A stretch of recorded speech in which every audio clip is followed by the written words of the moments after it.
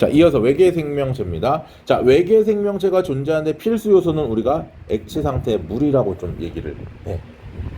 왜 그러냐면 이 물의 특징, 비열이 크기 때문에 많은 열을 오래 보존할 수 있고, 그 얘기는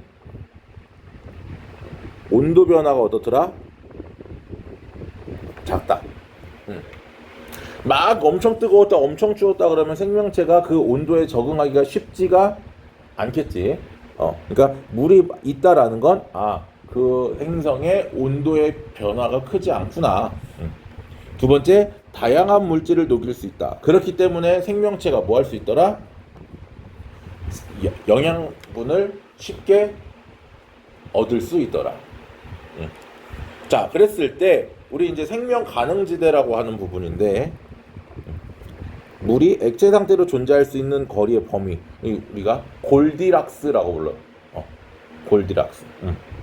자, 그러면 중심별의 광도에 따라서 별의 질량이 크고 광도가 클수록 당연히 거리가 어떻게 돼 있어? 멀어지겠지. 거리가 멀어지니까 어떤 일이 벌어져? 생명 가능지대가 점점점 멀어진다. 별의 질량이 커질수록. 그리고 폭도 어떻게 된다? 더 넓어진다. 멀어지고 폭은 넓어진다. 알겠습니까? 이때 주기율성의 질량이 클수록 광도가 크므로 질량이 클수록 중심에서 멀어지고 폭도 어떻게 된다? 넓어진다. 그때 딱 보면 지구가 바로 어디야? 딱 생명 가능지대에 위치한다. 너무 가까우면 무슨 상태로 존재해?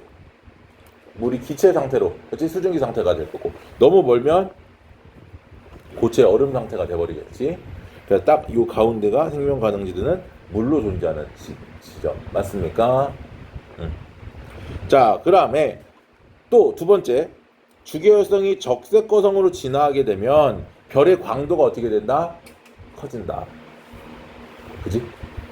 자, 지금 보면은 12억 5천만 년 뭐 이렇게 태양이 적색거성이 돼버리면 현재는 여기지만 생명 가능지대가 훨씬 더 멀어질 수 있더라라는 거죠. 자, 그 다음 중심발의 행성 사이는 너무 가까우면 증발하고 너무 멀면 얼음이다. 방금 얘기했었고. 근데 그러면 이제 뭐야? 그러면 이제 학생들이 선생님 그럼 중심별의 질량이 클수록 광도의 폭이 넓으니까 이 폭이 넓어진다 그랬잖아. 그치? 이 폭이 넓으니까 행성이 존재할 확률이 높지 않을까요? 라는 거야. 그러면 이제 문제는 여기 나와 있나? 여기 있다. 나와 있어. 자, 생명 가능 지대에 위치를 해야 되고, 첫 번째로 적당한 중심별의 질량이어야 돼. 중심별의 질량이 매우 크면 방금 얘기한 것처럼 생명 가능 지대의 폭은 어떻지만 폭은 넓지만 문제는 뭐냐면 별의 수명이 어떻더라? 짧아진다. 별의 질량이 클수록 더 수명이 짧다 그랬었지. 따라서 생명체가 탄생하고 진화하는 시간이 부족할 것이다. 반면에 질량이 매우 작은 경우는 어떻게 되겠어? 너무 가깝기 때문에 별의 중력을 크게 받는다. 그 얘기는 자전주기가 어떻게 된다? 길어져. 자전주기가 길어져. 자전주기와 공전주기가 서로 같대.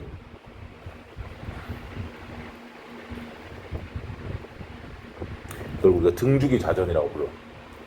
그러면 마치 달과 같은 느낌이야. 한쪽 면은 계속 별을 향하고 있고 한쪽 면은 별 바깥쪽을 향하고 있어. 그럼 낮과 밤이 생겨 안 생겨? 없어.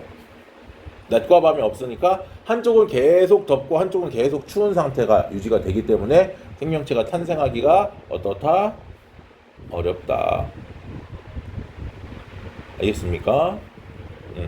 그리고 적절한 두께의 대기가 존재해야 된다. 적절한 두께의 대기. 그래야 자외선을 차단할 수 있고 온도를 유지할 수 있다. 온실효과가 되겠죠. 온실효과. 그렇죠? 그럼 자기장이 존재해야지만 우주에서부터 들어오는 고에너지 입자와 우리나라로 지구로 따지면 태양풍 같은 별에서부터 불어오는 어떤 여러 가지 바람이라던가 여러 가지 우주선, 고에너지 입자 이런 것들을 막아줄 수 있다. 자전축의 경사가 어느 정도 있어야지만 계절 변화가 존재할 수 있다. 또 위성이 존재해야지만 자전축이 안정적으로 유지가 될 수 있다. 위성이 없으면 자전축이 지멋대로 움직이기 때문에 별의 입장에, 그러니까 환경 변화가 급격하게 변하면 안 좋다 이 얘기인 거지. 그래서 생명체가 존재하기 위한 조건들이 생명 가능 지대에 있어야 되고, 별의 질량이 적당해야 되고, 대기가 있어야 되고, 자기장과 자전축과 위성이 있으면 유리하다.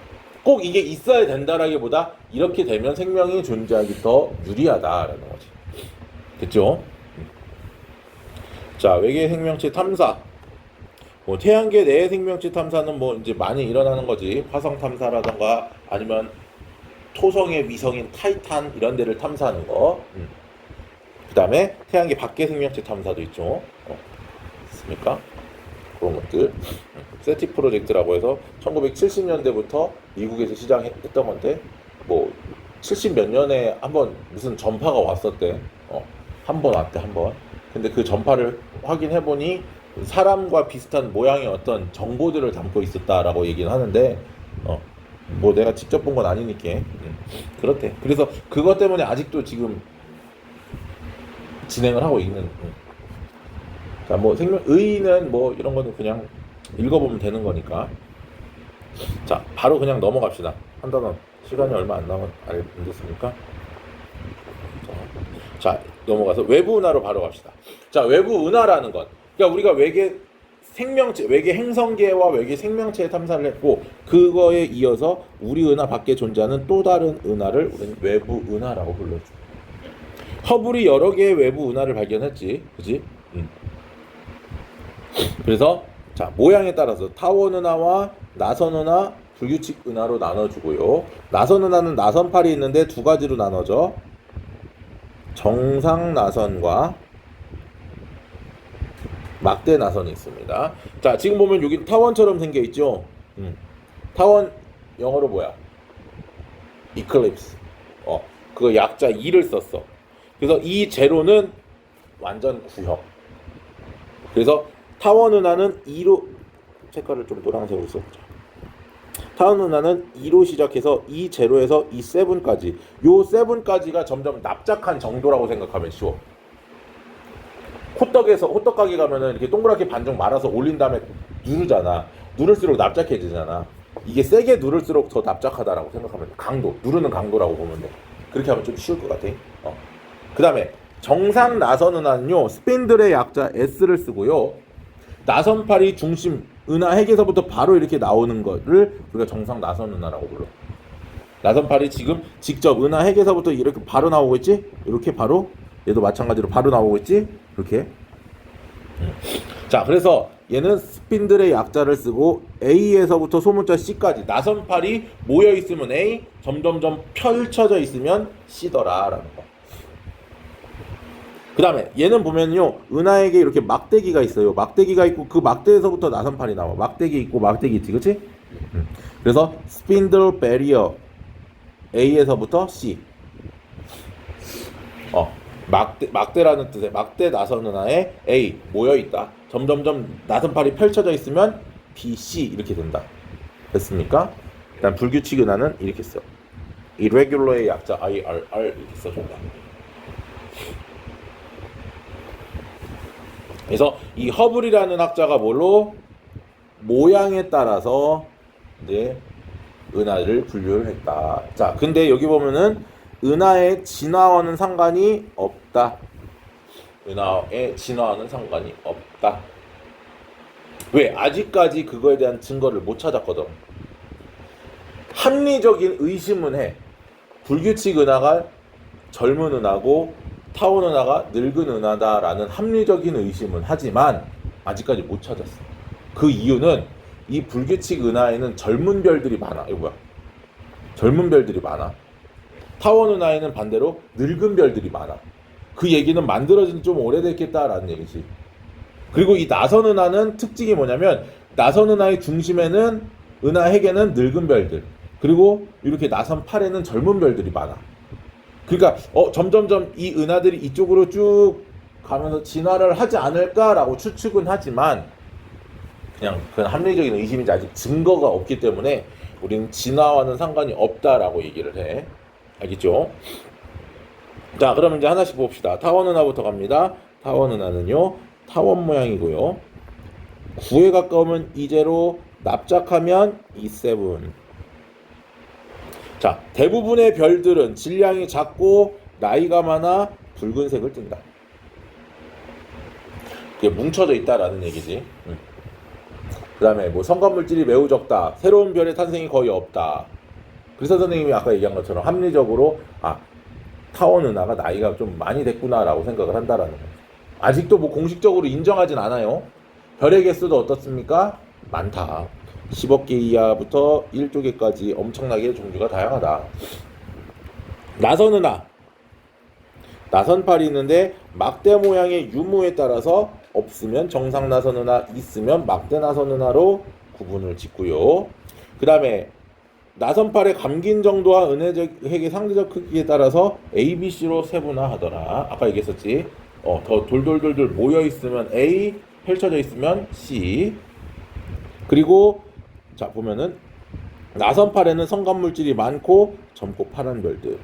은하에게는 늙고 붉은 별들. 아까 얘기했었어요. 불규칙 은하.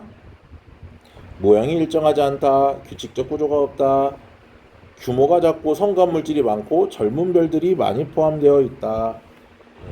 그래서 추측을 하지만 아니다. 알겠습니까? 낚이면 안 돼. 이거 가지고 불규칙 은하가 더 어린 은하다. 뭐 타원 은하가 오래된 은하다. 이렇게 얘기하면 안 돼. 자, 그 다음에 이제 특이 은하들이 있어요. 요 특이 은하들. 첫 번째 특이 은하는 전파 은하입니다. 자, 이 특이 은하들은 가시광선 영역, 즉 눈으로 보는 영역이 뭔지를 기억해야 돼. 중요해. 가시광선 영역은 타원 은하야. 지금 이거는 전파 영역에서 본 거예요. 눈으로 보이지 않는 전파 영역으로 은하를 측정했을 때 이런 모양이더라라는 거고, 눈으로 보이는 모양은 뭐다? 타원 은하다. 타원 은하. 알겠습니까? 일반 은하에 비해서 수십백에서 수백만 배 강한 전파를 방출한다. 요게 이렇게 생겨 있어. 타원 은하. 이렇게 타원이야. 여기가 타원인데 중심 핵에서부터 강력한 전파를 양쪽으로 이렇게 방출을 하는 Z라는 부분이 있어. 강력한 전파를 방출하는 로브 여기 로브 미안 로브가 있고, 그 로브하고 중심핵을 연결하는 부분을 Z라고 표현합니다. 알겠습니까? 쭉팡 이렇게 쭉팡 이렇게 나간다. 알겠습니까? 눈으로 보면 뭐라고? 타원 은하다. 알겠죠? 두 번째 세이퍼트 은하. 자, 보통 은하에 비해 아주 밝은 핵과 넓은 방출선을 보인다. 이렇게 중심부가 매우 밝더라. 그래서 중심부가 예외적으로 밝고 파란색이다. 자, 눈으로 봤을 때는 뭐다? 나선 은하다. 나선 은하. 알겠습니까? 그러니까 전체에 대비해서 중심부의 광도가 매우 크기 때문에 뭐 한다? 그리고 넓은 방출선을 보인다. 그 얘기는 뭐야? 가스구름이 매우 빠른 속도로 움직인다. 가스구름이. 그래서 중심부에 거대 블랙홀이 있을 것으로 추정한다. 알겠습니까? 세이퍼트 은하는 눈으로 보면 뭐라고? 나선 은하다. 반면에 퀘이사입니다. 퀘이사. 얘는 은하요. 은하는 은하인데 너무 멀어. 막 130억 년, 100억 년 이상 너무 멀어. 지구로부터 100억 광년참 이상의 거리로. 그러니까 너무 머니까 빛이 어떻게 돼? 은하처럼 안 보이고 뭐처럼 보여? 별처럼 보여. 한 점처럼 보인단 말이야. 그리고 멀기 때문에 적색 변이가 어떻더라? 매우 크게 나타난다. 매우 빠르게 멀어지고 있다. 이 얘기야. 매우 빠르게 멀어지고 있다. 따라서 우주 탄생 초기의 천체이다. 만들어진 지 굉장히 오래됐을 것이다. 그리고 중심부의 광도가 세이퍼트 은하보다 어떻더라? 크다. 왜? 만들어진 지 오래됐으니까 계속 얘들이 어떻게 되겠어? 중심으로 모이면서 중심부 쪽에 많은 천체들이 모여 있겠지? 그러니까 중심부의 광도가 엄청나다. 근데 은하의 크기가 어느 정도다? 태양계 정도밖에 안 된다. 작다. 그 태양계 정도의 은하의 크기 안에 수많은 별들이 모여 있더라 하는 거. 그죠? 역시나 거대 블랙홀이 추정된다. 중심부에서. 알겠습니까? 자, 마지막 충돌은하. 이 충돌은하는 은하와 은하가 충돌하는 과정에서 만들어지는 은하더라. 우리 은하와 그다음에 안드로메다 은하가 점점 어떻게 되고 있냐면 가까워지고 있어. 약 250만 광년 떨어져 있는데 초속 110km로 접근하고 있다. 40억 년이 지나면 충돌할 것이다. 나와 있어요. 근데 문제는 이겁니다. 충돌을 하면 막 엄청난 폭발이 일어나고 막 그럴 것처럼 보이지만 별들의 충돌 가능성은 희박하다. 왜? 별 크기보다 별 사이 공간이 훨씬 더 어떻더라? 크더라. 무슨 얘기냐면 우리나라에 10명이 살아. 미국에 100명이 살아. 미국 대륙과 우리나라 대륙이 서로 충돌을 해. 그러면 미국에 사는 100명과 우리나라에 사는 10명이 만날 확률 없겠지 거의? 우리나라 안에 10명밖에 없고 미국에 100명밖에 없으니까 그 큰 땅덩어리에 그치? 만날 확률이 거의 적겠지? 그거야. 그러니까 은하의 크기가 나라라면 별들이 사람이야. 그러니까 사람과 사람이 충돌할 확률은 거의 없다. 만날 확률이 거의 없다. 왜? 은하의 크기가 상대적으로 워낙 크기 때문에 별 대비해서. 알겠습니까? 그러나 이런 건 있지. 분자구름이 충돌하면서 그 안에 물질들은 존재할 거 아니야. 그치? 그런 분자구름이 충돌하면서 많은 별들이 탄생을 하거나 은하의 형태가 변하기도 할 거다라는 건 추정할 수 있더라. 무슨 말인지 이해했습니까? 오케이. 자, 여기까지.